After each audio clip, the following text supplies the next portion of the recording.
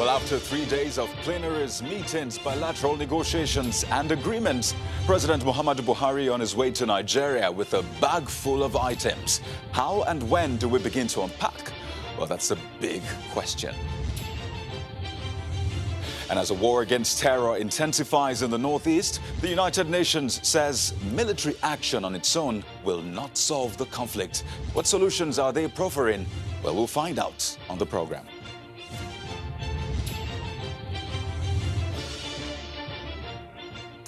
Hello, everyone, and welcome to the program. This is Politics Today, live on Channels Television. I'm Kayode Okikyolu. Well, President Muhammadu Buhari is on his way to Nigeria from Russia after what has been termed a successful outing for the Nigerian government. He was in Sochi for the inaugural Russia-Africa Summit, which was attended by over 40 African leaders and governments to explore partnerships between Russia and African countries. On the sideline of the summit, Nigeria entered into various agreements with Russia in the areas of oil and gas, steel development, security, education, and agriculture. But President Buhari did not leave Russia without meeting with the Nigerian community there, where he told them that the life of every Nigerian in every part of the world matters. He also advised Nigerians living in foreign countries to be law-abiding and work very hard to excel in their chosen careers and guess what? To never forget home. And speaking of home, the president is expected back in the country later today. Now, it's understandable that a lot of Nigerians want to know the details of the agreements which were signed at the Russia-Africa Summit, but not to worry. We'll keep you posted as the president unpacks. So what's the big topic tonight? That's a big question, right? Well, it's the war against terror and the policy direction of the government to end the war, rebuild the Northeast, and reintegrate those who have been displaced in this decade-long conflict. Earlier today, the United Nations offered an advice that has been re-echoed time and again, and it has to do with the strategy being employed in the Northeast. The UN Under-Secretary for Humanitarian Affairs, Mark Lowcock, believes that even though military action is necessary and legitimate, it will not solve the problem alone. It says military action needs to be proportionate, taking into consideration the plight of civilians who have suffered as a result of the actions of the terrorists and the insurgents. He commended the Nigerian government for implementing wider measures to address the root causes of the crisis, relieve humanitarian suffering, and promote development through institutions like the Northeast Development Commission, the NEDC. So the big questions are, where are we with the implementation of some of these policies, and what more can we do? Well, let's meet our guest tonight. So far, we have Dr. Mike Omeri, the former Director General of the National Orientation Agency. Thank you so much for joining us tonight on the program. Thank you. Well, while we expect our other guests, let me just get your reaction to President Muhammadu Buhari's trip to Russia. He's on his way back home. But, you know, some people have described this visit. In fact, they say that President Buhari is coming home with an early bag of Christmas presents. That's what some people have described this visit as. So seeing some of the agreements and the outcome of some of these bilateral meetings, what do you make of it? Well, it's an interesting development, but essentially, you know, as Nigerians, we have always had the good news or bad news or whatever about our country when the president is out of it. So we are expectantly waiting for whatever the news might be. But the important thing is that Nigeria is repositioning to correct the deficits in its international relations. You know that we had missed the road sometime in the past, that we almost became non-existent and not appreciated in the Committee of Nations in the past four years or thereabout. As a student and of international law and diplomacy, I have seen the holes, the gaps, the yearning gaps in the past, and these steps, I hope, we will remain within the policy framework of where we want to be in terms of our relationship with neighbors. Russia is a good partner. It provides an alternative and options to most of the things that we want to achieve internationally and locally. It is one country that Nigeria has never hesitated to reach out to for assistance, and it has always been willing to offer assistance to Nigeria. 57 or so years, or 49 years of relationship with Russia has been rewarding, and I think it should be strengthened in a manner that is beneficial to both countries and its citizens. You know, we don't have to wait for too long. The president is back in the country, so we expect, to see some of those details in the coming days. But let's go back to our main topic for tonight, which is the state of the Northeast, the fight against terror, the policy direction, especially the new advice, you might say, which has been re-echoed time and again from the United Nations, saying that, military effort and military action should not be the only way out to solve this conflict. But before we get into that, this has been on for a decade, over 10 years. And so far we've seen thousands killed, millions displaced, people missing also. And not forgetting that recently this year, we've seen some people more displaced. So looking at this conflict and the trends that we have seen so far, where do you think we're missing the key element? Well, I think first and foremost, let us put this in perspective. Recall that this terror crisis started 10 years ago, and nearly the whole of the Northeast, the 6 states in the Northeast were under threat, with Borno, Adamawa, and Yobe under severe, social protection exposure. Essentially today, based on the advice, and I don't think we needed to wait for that advice, we have given some of this advice ourselves as indigenous. I have done extensive research work on that, and recommended also that, the crisis in the Northeast will require non-kinetic approach as well as the military approach. But essentially, the non-kinetic approach, which will include, for me now, not biased though, strategic communication in a manner that 80% of the fight should be based on communication with the public and with the terrorists, while the remaining should be use of force, where the non-state actors have become more daring and are, becoming accustomed to the use of lethal weapons. Don't forget also that when it started, apart from the 6 northeastern states, we also had this crisis in Kano, in Kaduna, in Jos, and even Abuja was not left out. So therefore, more of strategic communication, as far as I know it, would be required, where we have the citizens, all of us, talking with one voice and forming a grand alliance against terror in support of our people in the Northeast and wherever they may be, and condemning in totality the actions of the terrorists, who can find better way of expression or expressing their grievances and desires without resorting or recourse to violence the way we are seeing it. Right, and there's also that question about the activities of some aid organizations. Recall, the move by the Nigerian, military concerning the action against hunger and the Mercy Corps. And, this has been a big topic of discussion, especially because some people say some of these activities are not exactly clear. And yet, you need to realize that some of these people, they actually need these aid organizations. So how do we balance this? We have some sort of crisis on our hands, but we need to also be careful so we don't open our doors to just anyone. Yes, first and foremost, we should know that in that part of about 40 million people, over half of that, more than 52% of that population, is under severe humanitarian crisis. Lives, over 15,000 lives have been lost, based on the recent statistics that I have.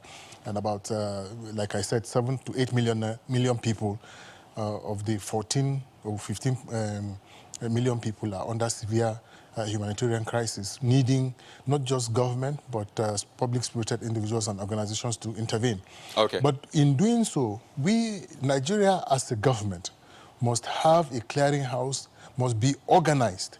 We should not hesitate where the need arises, if we have to, based on our due diligence, to even ban out or strike out some of these humanitarian organizations out of Nigeria. Dr. Omeri, I'll need to come in here briefly. Dr. Omeri, I'll need to come in here so we can bring in our other guests who just joined us. Now, we have with us also Mr. Waziri Bulama. He's the Deputy Director General of the APC Presidential Campaign Organization. Thank you for joining us on the program. Glad you could make it. Now, we're talking about the Northeast and, the crisis, the war against terror, the humanitarian situation. But as someone who is vast with that area, I understand you're from Borno State. What is the state of the war against terror in the Northeast?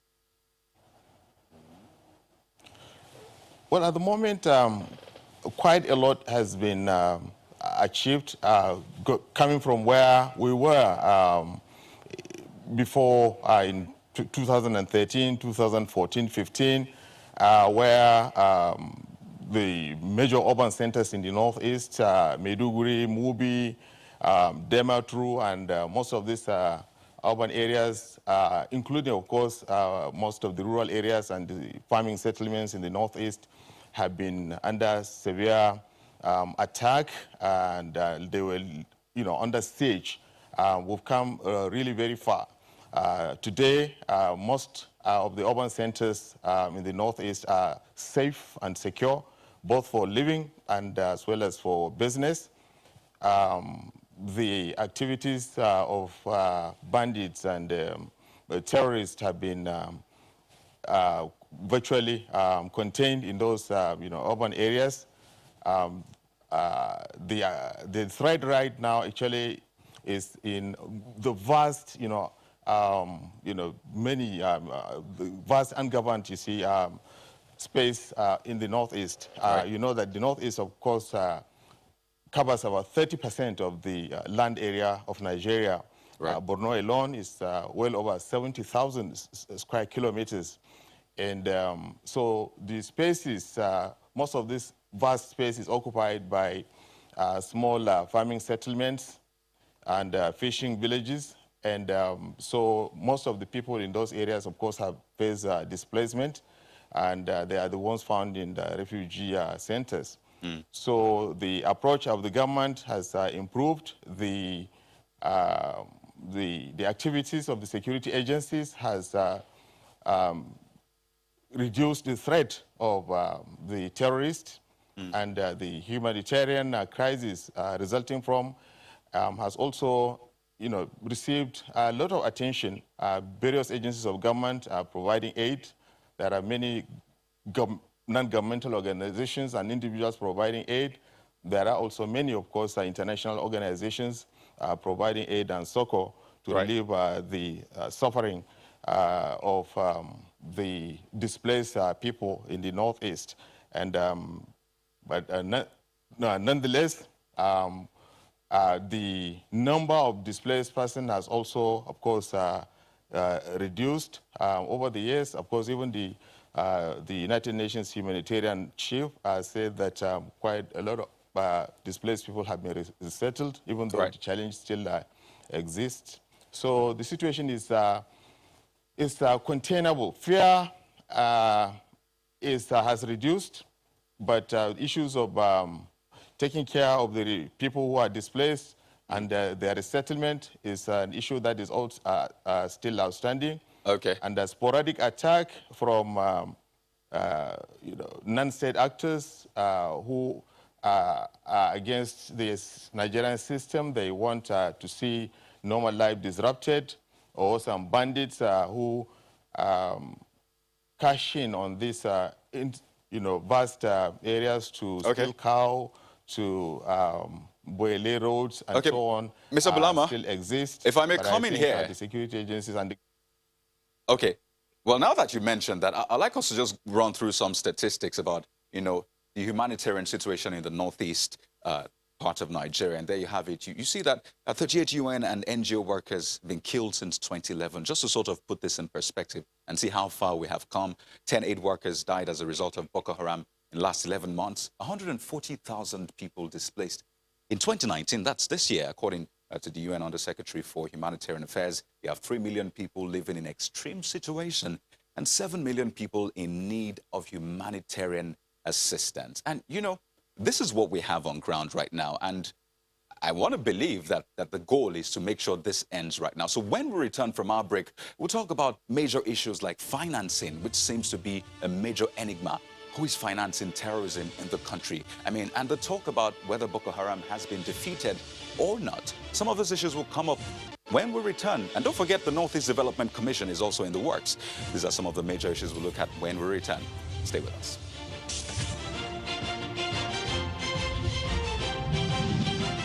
Well, welcome back to the program. So let's get back to the conversation. We're still discussing the Northeast, especially the federal government's policy direction to end the war on one hand, to rebuild the region and rehabilitate the people. And we still have with us from our Abuja studio, Dr. Omeri. He's a former Director General of the National Orientation Agency, and Mr. Waziri Bulama, the Deputy Director General of the APC Presidential Campaign Organization. Thank you, gentlemen, for staying with us on the show. Now, big topic is financing of terrorism. And 10 years, and it appears as though we try to block this, it pops up somewhere else. And the big question is, how hard is it to trace the financing of terrorism? Because they say if you can block the financing, then terrorism or the war against terror is mostly won. So this is for you, former DG of NOA. How hard is it to block the financing, or at least find out who is financing it and expose them?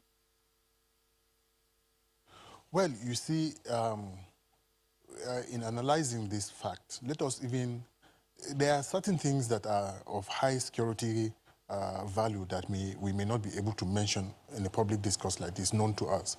But I know that the initial source of funding for the Boko Haram or the terror problem in the Northeast came from abroad, you know, and from a particular country. And the funding came in the name or in the guise of funding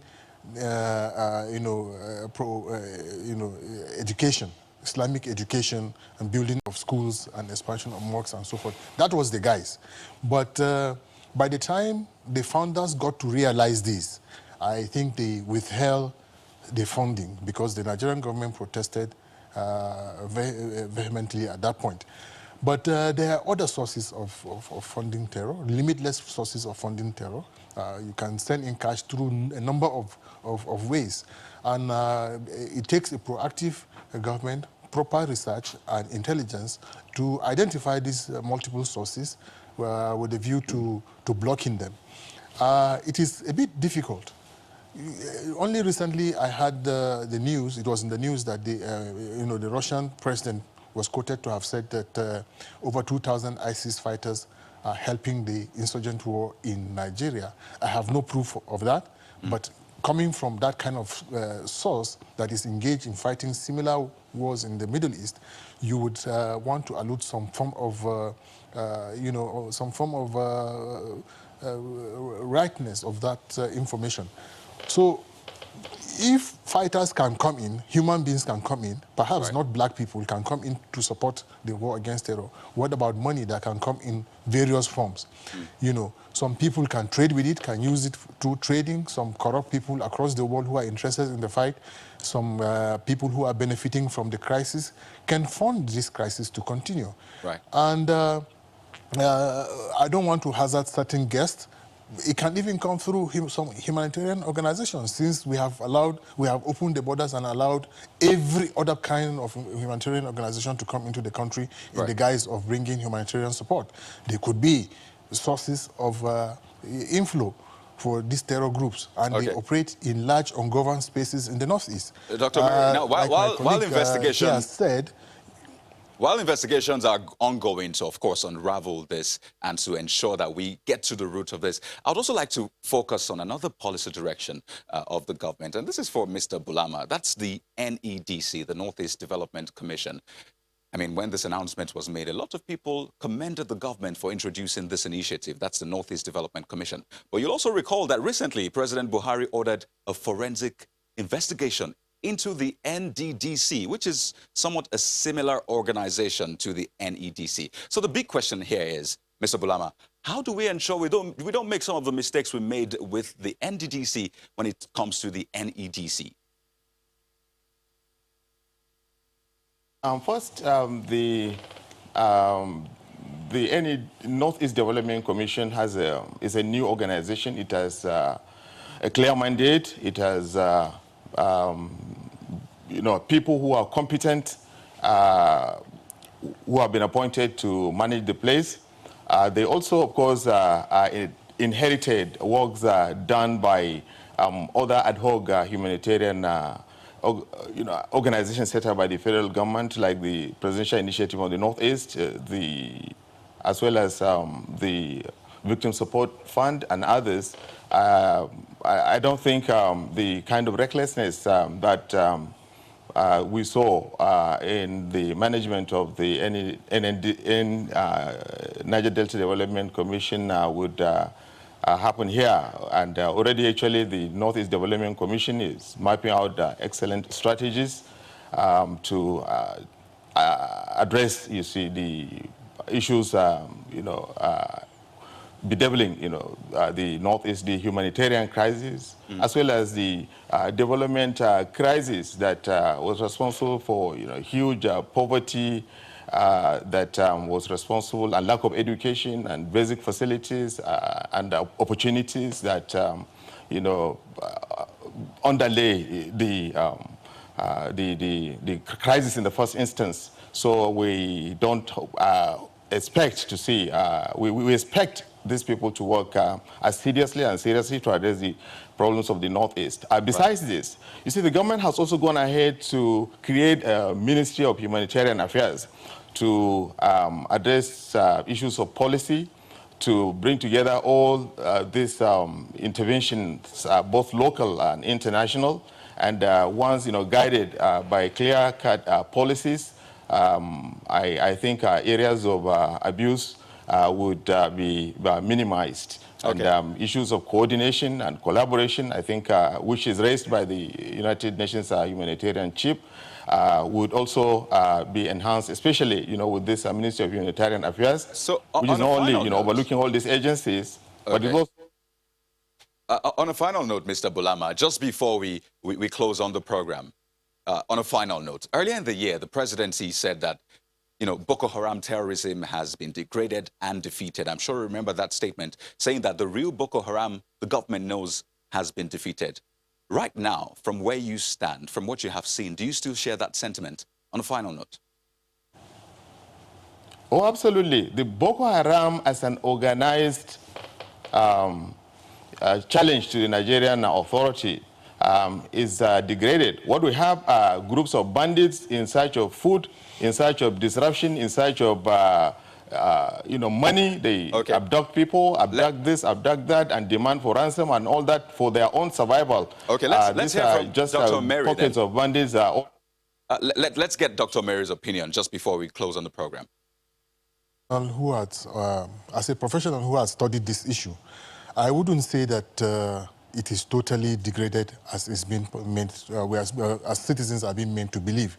Because the loss of life, the abduction of any citizen of Nigeria, no matter what the circumstance is a challenge. Therefore, if such are still prevalent, they are crisis situations. We must find a solution to them. There is no country in the world that has successfully stemmed or fought or defeated terrorism. We need to learn to cope with it. And we can only do that when we sincerely engage the citizens so they know how to cope with the challenges of terror and assist the military authorities and whoever is in charge to find solution in terms of the management of the crisis. But to say and claim that we have finished, we are degraded, we have technically defeated, I don't think is true. Because if we have, there wouldn't be loss of lives, even as at this Dr. loss, Omeri? as a result of little loss of lives, as a result of this crisis. So we need to be a bit more circumspect, more Dr. engaging with citizens. We and also face the problem. need to close on the program. And one thing we can definitely do is wish the federal government and, of course, the security agencies the very best. But we'd like to thank you so much for sharing your thoughts with us tonight. Dr. Omeri, the former Director General of the National Orientation Agency, and Mr. Waziri Bulama, the Deputy Director General of the APC Presidential Campaign Organization. Thank you so much. Weekend ahead.